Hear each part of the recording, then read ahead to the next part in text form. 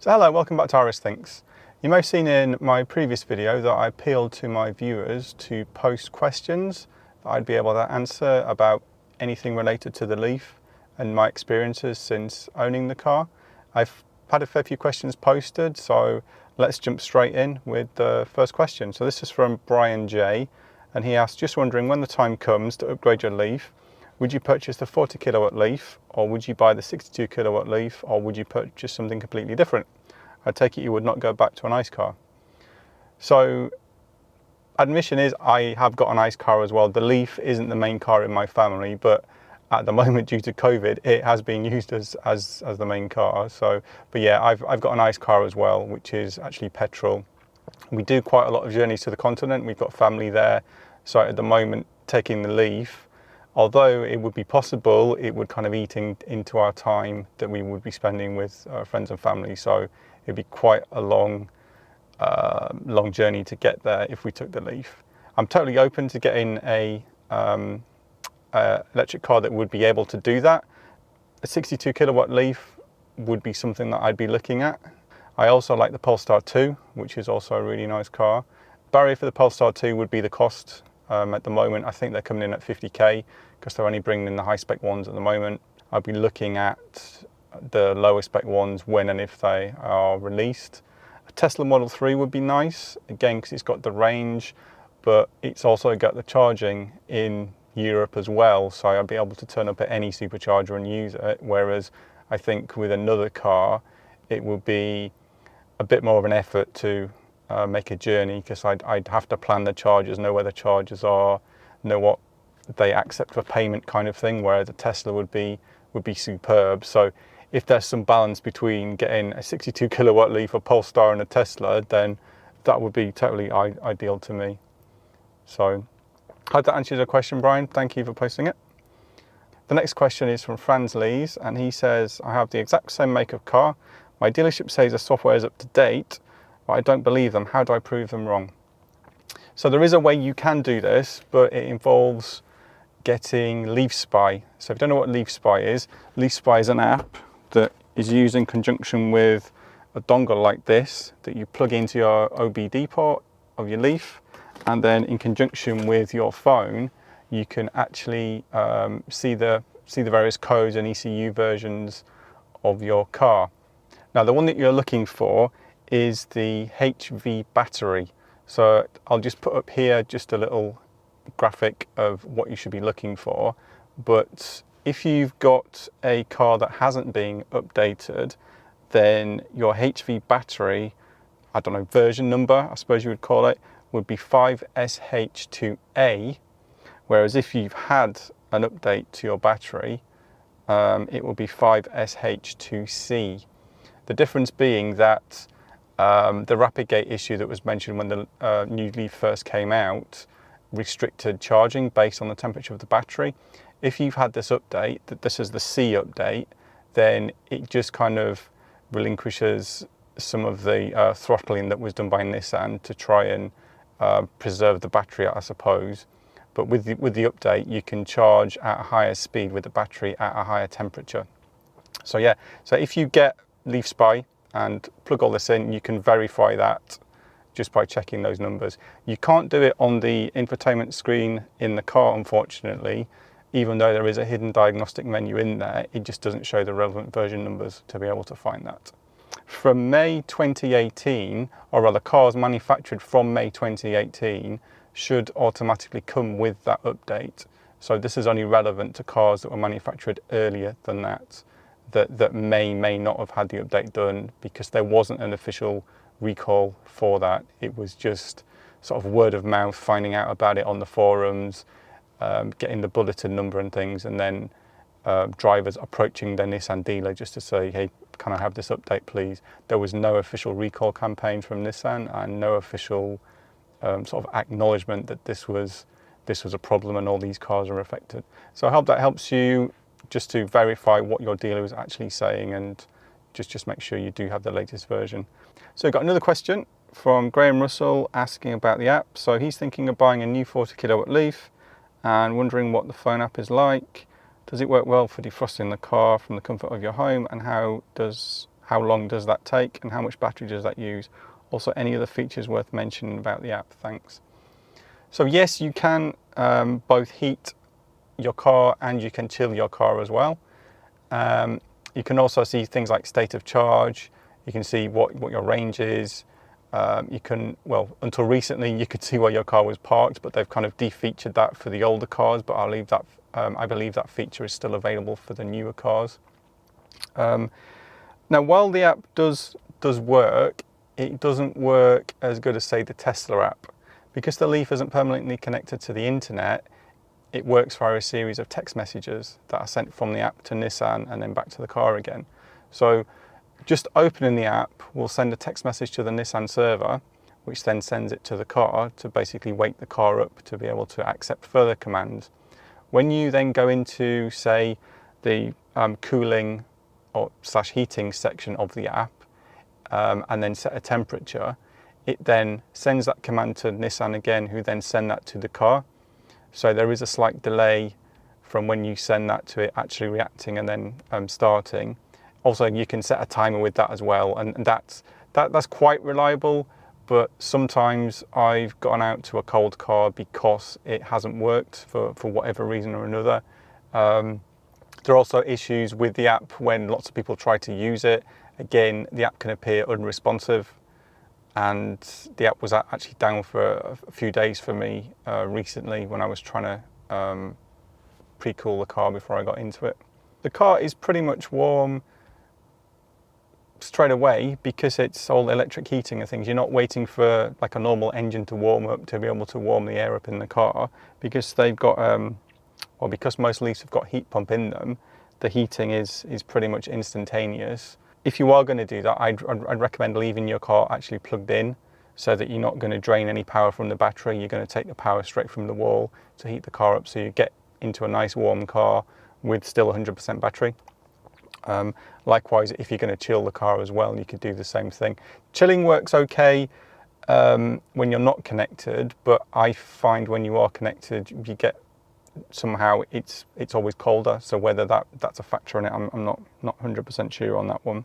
As far as how much battery that uses, it's negligible. It's a very small amount, maybe just a couple of kilowatts. There are some videos on YouTube that people have done that actually measure this, but I wouldn't know exactly how much. But it's negligible. If you start on 100% and you're heating the car without being plugged in, then it'll probably go down to maybe 97, 98%, something like that. It's not that much really. Thanks for your question, Graham. Adrian Pike asks, hi there, I'm interested in buying a used Leaf, so would like to know about its reliability, how good the dealers are, real world range, issues with battery degradation, Rapidgate, etc. Thanks.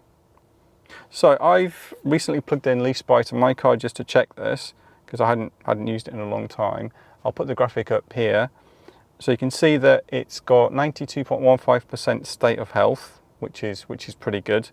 You can see I've done 67 quick charges and 352 level 1, level 2 charges. So they're the slower ones using the Type 2 connector.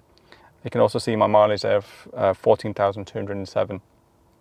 92% is pretty much in the range of where it should be for the age of the car and the mileage that it's done. There's another graph that I can just put here that will kind of show you the percentiles of where the state of health should be for this particular model. You can see that based on the 92%, mine is in the 95th percentile, so it's in the higher end for this particular model, which is pretty good. If you look at the other bar graph next to it, which is for a 2018 build, obviously my car is a 2018, but it would have been built in 2017. So look at the second bar. For a 2018 build car, the values are slightly higher. But using those bars, if you've got Leaf Spy when you're going to look at a potential used car, you can plug it in, you can check that, and you can see that. So it's quite helpful there.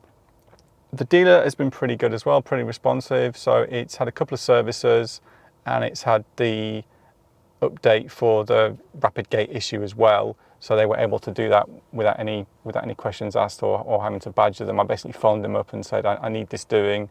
Here's the bulletin number, and they said, yeah, bring it in, and it was done first time. So that was quite good. Real world range is about, I would say, 150 miles is what everybody quotes for the summer, and I would say that's pretty accurate.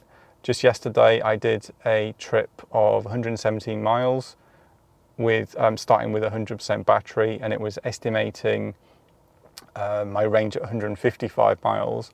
So I did 117 miles and it was estimating 30 miles left. So that's pretty good, pretty accurate, I would say.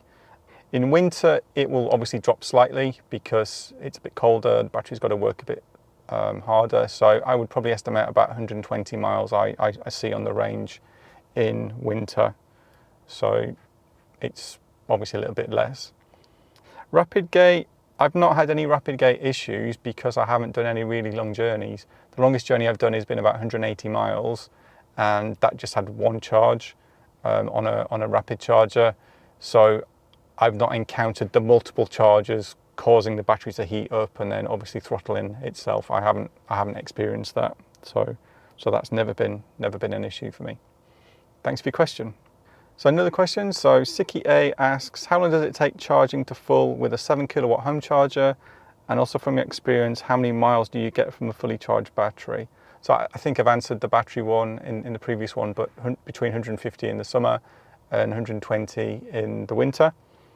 Charging at 7 kilowatts, I've never charged from 0 to full on my home charger. I've got a 7 kilowatt charger, it's a Pod Point one, but I estimate probably about 6 hours, I would think, just because even though you've got a 7 kilowatt charger, the Leaf is limited to 6.6 because of the on-board charger that's been fitted. So, but yeah, I'd say about 6 hours really.